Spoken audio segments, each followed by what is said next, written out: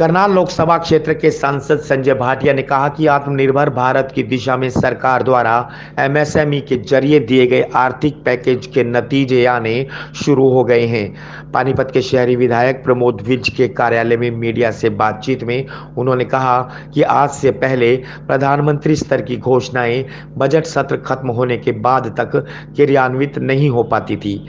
एक सवाल के जवाब में उन्होंने कहा कि पानीपत में सूचीबद्ध श्रमिकों में 40,000 प्रवासी श्रमिकों को राशन देने का कीर्तिमान जिला प्रशासन ने स्थापित किया है। सांसद ने कहा कि बेहोली गांव के आसपास मेडिसिन हब बनने जा रहा है, जिसका लाभ पानीपत, करनाल व प्रदेश भर के हजारों युवाओं को मिलेगा।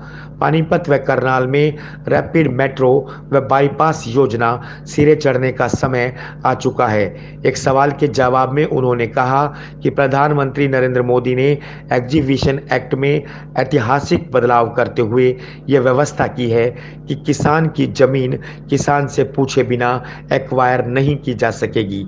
सांसद संजय भाटिया ने लोकल उत्पादन को वोकल की जरूरत पर बल देते हुए कहा कि भारत की जनता भारत में बने उत्पादों को प्राथमिकता देने लगी है, जो आत्मनिर्भर भारत के मार्ग को सुगम बनाने में मददगार साबित होगी। बड़ा अच्छा सामाजिक सरोकार का आपका प्रश्न है। 80 लाख प्रवासी मजदूरों को 80 करोड़ सॉरी, और मैं अमाउंट की बात कर गया। 80 लाख लोग प्रवासी मजदूरों को हमने राशन की योजना बनाई देने की।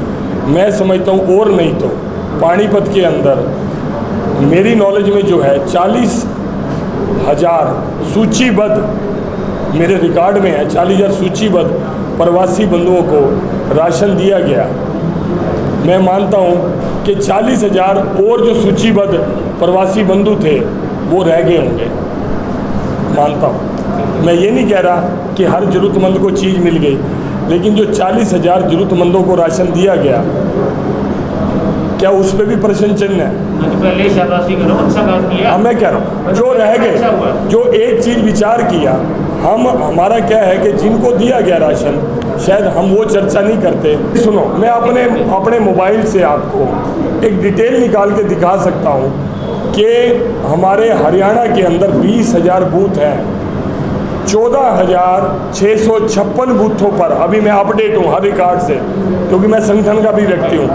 14,656 बूथों पर लोकल कमेटी का निर्माण हो चुका है। लोकल कमेटी मतलब BLO, ब्लॉक लेवल का जो ऑफिसर होता है, और उसमें सामाजिक संस्थाओं के लोगों को उस ब्लॉक के लेवल पर इन्वॉल्व किया गया। इसलिए इन्वॉल्व किया गया कि कोई भी जरूरतमंद उनके बूथ में ना रह जाए। तो 20,000 में से 14,656 की कमेटी मेरे मोबाइल के अंदर है, तो कितने % तक हम अचीव कर चुके हैं उस विषय को?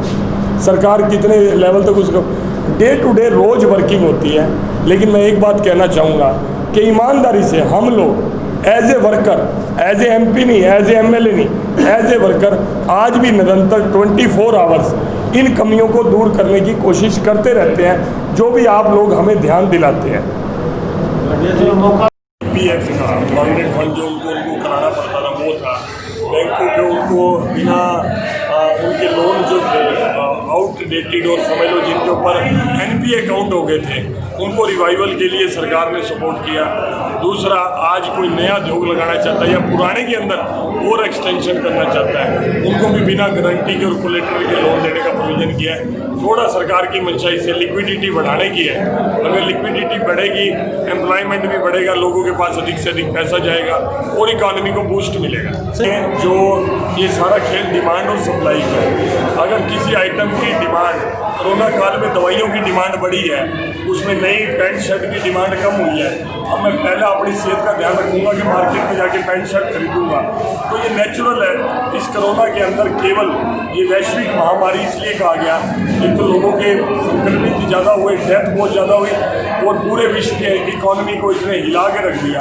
ऐसे समय में हम भाग्यशाली हैं कि हमारे देश का नेतृत्व माननीय नरेंद्र मोदी जी के हाथों में है। इन्होंने पहले ही समय पूर्व जैसे जनता कर्फ्यू लगाया, लॉकडाउन किया और इकॉनमी को बूस्ट करने के लिए समय पूर्व, ताकि इकॉनमी पूरी तरह से हिल ना जाए, 20 लाख करोड़ का पैकेज।